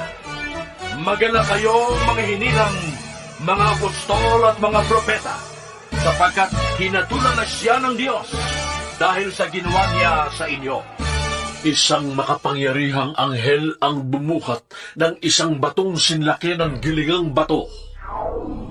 Ubus lakas niyang inihagis yon sa dagat at sinabi, Ganito ay babagsak ang tanyag na lungsod ng Babylonia at hindi na siya makikitang muli. Hindi na maririnig sa kanya ang tinig ng mga awit at ang himig ng mga tugtugan ng alpa, plauta at trumpeta. Wala nang makikita sa kanyang mga dalubhasa at hindi na maririnig ang ingay ng mga giningan. Wala nang kahit isang ilaw na magliliwanag sa kanya. Hindi na maririnig ang masasayang tinig ng mga ikinakasal, sapagkat naging makapangyarihan sa buong daigdig ang kanyang mga ngalakal at dinaya niya ang lahat ng bansa sa pamamagitan ng pangkukulam. pinarusahan siya sapagkat pinagdanak niya ang dugo ng mga propeta, mga hinirang at ng lahat ng pinatay sa sanlibutan. 19 na kabanata. Pagkatapos nito, narinig ko ang tila sama-samang tinig ng napakaraming tao sa langit na umaawit ng ganito. Purihin ang Panginoon! Ang kaligtasan! Ang karangalan at ang kapangyarihan ay tanging sa Diyos lamang. Matuwid at tama ang kanyang hatol. Hinatulan niya ang reyna ng kahalayan na nagpapasama sa mga tao sa lupa sa pamamagitan ng kanyang kahalayan. Pinarusahan siya ng Diyos dahil sa pagpatay niya sa mga lingkod ng Panginoon. Muli silang umawit. Purihin ang Panginoon! Walang tigil na tataas ang usok na mula sa nasusunog na lungsod! Ang 24 na pinuno at ang 4 na nilalang na buhay ay nagpatira pa at sumamba sa Diyos na nakaupo sa trono. Sabi nila, Amen! Purihin ang Panginoon! may nagsalita mula sa trono. Purihin ninyo ang ating Diyos, kayong lahat na mga lingkod niya, maging dakila at hamak, kayong may banal na takot sa Kanya. Pagkaraay narinig ko ang parang sama-samang tinig ng napakaraming tao. Parang ugong ng malaking talon at dagundong ng mga kulog. Ganito ang sabi ng tinig. Purihin ang Panginoon! Sapagkat nagahari ang Panginoon nating Diyos na makapangyarihan sa lahat. Magalak tayo at magsaya. Luwalhatiin natin siya sapagkat nalalapit na ang kasal ng kordero. Nakahanda na ang kasintahang babae. Nabihisa na siya ng malinis at puting-puting lino. Ang lino ay sagisag ng mabubuting gawa ng mga hinirang ng Diyos. At sinabi sa akin ng anghel, Isulat mo ito. Mapalad ang inanyayahan sa kasalan ng kordero. Idinugtong pa niya. Ito ay tunay na mga salita ng Diyos. nagpatira pa ako sa kanyang paanan upang sambahin siya. Ngunit sinabi niya sa akin, Huwag, ako may alipin ding tulad mo, at tulad ng ibang mga mananampalataya nagpatotoo tungkol kay Jesus. Ang Diyos ang sambahin mo, sapagkat ang katotohanang ipinahayag ni Jesus ay siyang diwa ng lahat ng ipinahayag ng mga propeta. Pagkaraan ito'y nabuksan ang langit, at nakita ko ang isang kabayong puti. Ang sakay nito'y tinawag na tapat at totoo, sapagkat matuwid siyang humatol at makipagdigma. Parang nagliliyab na apoy ang kanyang mga mata, at napuputungan siya ng maraming korona. Nakasulat sa kanyang katawan ang pangalan niya, ngunit siya lamang ang nakakaalam ng kahulugan iyon. Puno ng dugo ang kanyang kasuotan at ang tawag sa kanya ay Salita ng Diyos. Sumusunod sa kanya ang mga hukbo ng langit na nakadamit ng malinis at puting lino at nakasakay rin sa mga kabayong puti. May mataling na tabak na lumabas sa kanyang bibig upang gamitin niyang panlupig sa mga bansa. Mamamahala siya sa mga ito sa pamamagitan ng kamay na bakal at maaagusin mula sa pisaan ng ubas ang alak ng puot ng Diyos na makapangyarihan sa lahat. Nakasulat sa kanyang kasuotan at sa kanyang hita ang ganitong pangalan: Hari ng mga hari at Panginoon ng mga Panginoon. Nakita ko naman ang isang anghel na nakatayo sa araw. Tinawag niya ang mga ibon sa himpapawid. Halika kayo at magkatipon sa malaking handaan ng Diyos. Kainin ninyo ang laman ng mga hari, ng mga kapitan, ng mga kawal, ng mga kabayo, at ng kanilang mga sakay. Kainin din niyo ang laman ng lahat ng tao, alipin at malaya, hamak at dakila. At nakita kong nagkatipon ang halimaw at ang mga hari sa lupa, kasama ang kanilang mga hukbo, upang kalabanin ang nakasakay sa kabayo at ang hukbo nito. Nabihag ang halimaw. Gayon din ang huwad na propeta na gumawa ng mga kababalaghan sa harap ng halimaw upang dayain ang mga taong may tanda ng halimaw at sumamba sa larawan nito. Inihagis ng buhay sa dagat ng nagliliyam na supre ang halimaw at ang huwad na propeta. Ang kanilang mga hukbo ay pinatay sa pamamagitan ng tabak na lumabas sa bibig ng nakasakay sa kabayo. Nabusog ng husto ang mga ibon sa pagkain ng kanilang mga bangkay. 20 kabanata. Pagkatapos ay nakita ko ang isang anghel na bumababa mula sa langit. Hawak ang isang malaking kadena at ang susi ng banging walang kasing lalim. Sinunggaban niya ang dragon, ang matandang ahas, na walang iba kundi ang Diablo o si Satanas, at ginapos ito sa loob ng 1,000 taon. Ito'y inihagis ng anghel sa banging walang kasing lalim, saka isinara at tinataka ng pinto nito upang hindi siya makalabas at makapandaya pa sa mga bansa hanggang di natatapos ang 1,000 taon. Pagkatapos nito'y palalayain siya sa loob ng maikling panahon. At nakakita ko ng mga trono, at ang mga nakaupo doon ay binigyan ng karapatang humatol. Nakita ko rin ang mga kaluluwa ng mga taong pinugutan dahil sa pagpapatotoo tungkol kay Jesus at sa pagpapahayag ng salita ng Diyos. Hindi sila sumamba sa halimaw o sa larawan nito, ni tumanggap ng tatak ng halimaw sa kanilang noo o kamay. Binuhay sila upang magharing kasama ni Kristo sa loob ng 1,000 taon. Ito ang unang pagbuhay sa mga patay. Ang iba pang mga patay ay bubuhayin din pagkaraan ng 1,000 taon. Mapalad at lubos na pinagpala ang mga nakasama sa unang pagbuhay sa mga patay. Walang kapangyarihan sa kanila ang pangalawang kamatayan. Sila'y magiging mga pari ng Diyos at ni Kristo, at maghahari silang kasama niya sa loob ng 1,000 taon. Pagkatapos ng 1,000 taon, ay palalayain si Satanas sa kanyang pagkabilanggo. Lalabas siya at dadayain ang mga bansa sa buong mundo, ang Gog at Magog. Titipunin niya ang mga ito at isasama sa pakikipagdigma. Ang hukbong ito ay magiging sindami ng buhangin sa tabing dagat. Kumalat sila sa buong mundo at pinaligiran ang kampo ng mga hinirang ng Diyos at ang pinakamamahal niyang lungsod.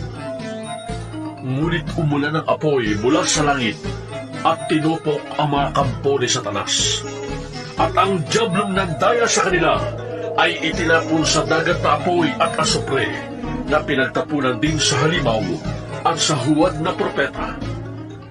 Magkakasama silang pahihirapan araw at gabi, magpakailanman. Pagkatapos nito'y nakita ko ang isang malaking tronong puti at ang nakaupo doon. Naglaho ang lupa't langit sa kanyang harapan at hindi na nakita pang muli. Nakita kong nakatayo sa harap ng trono ang mga namatay, maging dakila at hamak, at binuksan ng mga aklat. Binuksan ng isa pang aklat, ang aklat ng buhay.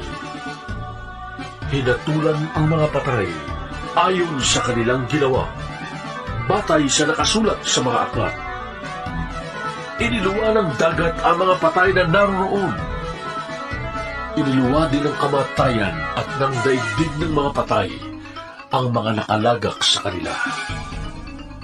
Hinatulan ang lahat ayon sa kanilang mga ginawa. Pagkatapos ay itinapon din sa dagat na apoy ang kamatayan at ang Hades. Ito ay ang pangalawang kamatayan. Itinapon sa dagat na apoy ang sinumang hindi nakasulat ang pangalan sa aklat ng buhay. 21 kabanata. Pagkatapos nito, nakita ko ang isang bagong langit at isang bagong lupa. Wala na ang dating langit at lupa. Wala na rin ang dagat.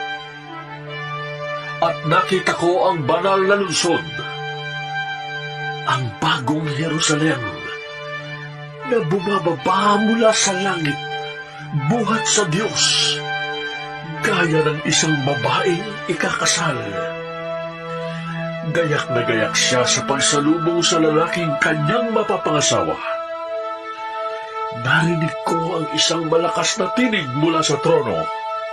Ngayon, ang tahanan ng Diyos ay nasa piling na ng mga tao. Mananatili siyang kasama nila at sila'y magiging bayan niya. Makakapiling nilang palagi ang Diyos at siya ang magiging Diyos nila. At papahirin niya ang bawat luha sa kanilang mga mata. Wala nang kamatayan, dalamhati, pag-iyak at sakit, sapagkat lumipas na ang dating mga bagay. Pagkatapos ay sinabi ng nakaupo sa trono, Ngayoy binabago na ang lahat ng bagay. at sinabi niya sa akin, Isulat mo, maaasahan at totoo ang mga salitang ito. sinabi pa rin niya sa akin, Naganap na! Ako ang Alpha at ang Omega, ang simula at ang wakas. Ang sinumang nauuhaw ay bibigyan ng tubig na walang bayan na mula sa bukal na nagbibigay buhay. Ito ang makakamtan ng magtatagumpay. At ako'y magiging Diyos niya at siya na'y magiging anak ko. Subalit magiging kasasapitan ng mga duwag, ng mga taksil, ng mga nagpapasasa sa kasuklam-suklam na kahalayan, ng mga mamamatay tao, ng mga nakikiapid, ng mga magkukulang, ng mga sumasamba sa Diyos-Diyusan, at lahat ng sinungaling. Ang magiging bahagi nila'y sa dagat na asupreng nagliliyam. Ito ang pangalawang kamatayan. ang isa sa 7 anghel na may dalang 7 mangkok na puno ng 7 huling salot ay lumapit sa akin. Sabi niya, Halika, at ipapakita ko sa iyo ang babaeng mapapangasawa ng kordero. napasailalim ako sa kapangyarihan ng Espiritu, at ako'y dinala ng anghel sa ibabaw ng isang napakataas na bundok. Ipinakita niya sa akin ang Jerusalem, ang banal na lungsod na bumababa mula sa langit buhat sa Diyos. Nagliliwanag ito dahil sa kalinglingan ng Diyos. Kumikislap na parang batong hiyas, gaya ng diamanting sinlinaw ng kristal. Ang pader nito'y makapal, mataas, at may 12 pinto. At sa bawat pinto ay may bantay na anghel. Nakasulat sa mga pinto ang pangalan ng 12 lahi ng Israel. May 3 pinto ang bawat panig. 3 sa silangan, 3 sa timog, 3 sa hilaga, at 3 sa kanluran. Ang pader ng lungsod ay may 12 pundasyon, at nakasulat dito ang pangalan ng 12 apostol ng Kordero. Ang anghel na nagsalita sa akin ay may hawak na gintong panukat upang sukatin ang lungsod, ang mga pinto at ang pader nito. Parisukat ang ayos ng lungsod. Kung ano ang haba, ay siya ring luwang. Sinukat ng anghel ang lungsod, at ang lumabas na sukat ng lungsod ay 2,400 kilometro ang haba at ang luwang, gayon din ang taas. Sinukat din niya ang pader, at 66 na metro naman ang taas nito, ayon sa panukat na dala ng anghel. Batong haspe ang pader, at ang lungsod ay lantay na gintong kumikinang na parang kristal. Ang saligan ng pader ay puno ng lahat ng uri ng mahahalagang bato. Haspe ang una, safiro ang ikalawa, kalsedonia ang ikatlo, esmeralda ang ikaapat, onise ang ikalima, cornalina ang ikaanim, krisolito ang ikapito, berilo ang ikawalo, topasyo ang ikasyam, krisopraso ang ikasampu, hasinto ang ika-11, at amatista ang ika-12.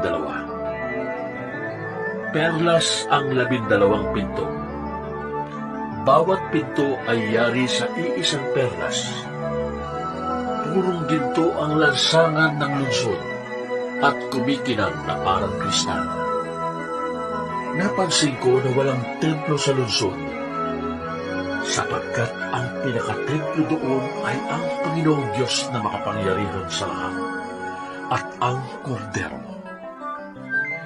Hindi na kailangan ang araw o ang buwan upang bigyan ng liwanag ang lungsod, sapagkat ang kaluwalhatian ng Diyos ang nagbibigay ng liwanag doon. Ang Kordero naman ang siyang ilawan. Sa liwanag nito'y lalakad ang lahat ng tao, at dadalhin doon ng mga hari sa lupa ang kanilang kayamanan. Mananatiling bukas sa buong maghapon ang mga pinto ng lungsod, sapagkat hindi nasasapit doon ang gabi. Dadalhin sa lungsod ang yaman at dangal ng mga bansa, ngunit hindi makakapasok doon ang anumang bagay na marumi sa paningin ng Diyos. Ito'y ang mga gumagawa ng masama at ang mga sinungaling, ang mga tao lamang na ang pangalan ay nakasulat sa aklat ng buhay na iniingatan ng Kordero ang makakapasok sa lungsod. 22 kabanata. Ipinakita rin sa akin ng anghel ang ilog na nagbibigay buhay. Ang tubig nito na sinlinaw ng kristal ay bumubukal mula sa trono ng Diyos at ng Kordero. At umaagos sa gitna ng lansangan ng lungsod. Sa magkabilang panig ng ilog ay may punong kahoy na nagbibigay buhay. Ang bunga nito'y iba-iba bawat buwan at nakapagpapagaling naman sa sakit ng mga tao ang mga dahon nito. Wala doong makikitang anuman na isinumpa ng Diyos. Makikita sa lungsod ang trono ng Diyos at ng Kordero, at sasambahin siya ng kanyang mga lingkod. Makikita nila ang kanyang mukha, at masusulat sa kanilang noo ang kanyang pangalan. Do'y wala ng gabi, kaya't hindi na sila mangangailangan pa ng mga ilaw o ng liwanag ng araw, sapagkat ang Panginoong Diyos ang magiging ilaw nila, at maghahari sila magpakailanman. At sinabi sa akin ng anghel, Maaasahan na totoo ang mga salitang ito. Ang Panginoong Diyos na nagkaloob ng kanyang espiritu sa mga propeta, ang siyang nagsugo sa kanyang mga anghel upang ihayag sa mga lingkod niya ang mga bagay na magaganap sa lalong madaling panahon. Makinig kayo! sabi ni Jesus, Darating na ako! Mapalad ang tumutupad sa mga propesiya na nilalaman ng aklat na ito. akong si Juan ang nakarinig at nakakita sa lahat ng ito. Matapos kong marinig at makita ang lahat, ako'y nagpatira pa sa paanan ng anghel na nagpakita sa akin ng mga ito upang siya'y sambahin. Ngunit sinabi niya, Huwag, ako may alipin ding tulad mo, at tulad din ng iyong mga kapatid na propeta at ng lahat ng sumusunod sa mga salita sa aklat na ito. Ang Diyos ang sambahin mo. At sinabi rin niya sa akin, Huwag mong ililihim ang mga propesiya na nasa aklat na ito, sapagkat malapit nang maganap ang mga ito. Magpatuloy sa pagpapakasama ang masama. Magpatuloy sa pagpapakarumi ang marumi. Ngunit ang mabuti ay magpatuloy sa pagpapakabuti, at ang banal sa pagpapakabanal. Makinig kayo! sabi ni Jesus, Darating na ako! Dala ko ang mga gantimpalang ibibigay sa bawat isa ayon sa kanyang ginawa. Ako ang Alpha at ang Omega, ang una at ang huli, ang simula at ang wakas. Mapapalad ang naglilinis ng kanilang kasuotan, sapagkat bibigyan sila ng karapatang pumasok sa lungsod at kumain ng bunga ng punong kahoy na nagbibigay buhay. Subalit maiiwan sa labas ng lungsod ang mga makasalanan, ang mga mangkukulam, ang mga nakikiapid, ang mga mamamatay tao, ang mga sumasamba sa Diyos-Diyosan, at ang mga sinungaling sa salita at sa gawa. Akong si Jesus ang nagsugo sa aking anghel upang ang mga bagay na ito'y ipahayag sa inyo na nasa mga iglesia. Ako'y mula sa angkan ni David. Ako ang maningning na tala sa umaga. Sinasabi ng Espiritu at ng babaeng ikakasal, Halikayo! lahat ng nakakarinig nito ay magsabi rin, Halikayo! lumapit ang sinumang nauuhaw. Kumuha ang may gusto ng tubig na nagbibigay buhay. Ito'y walang bayad.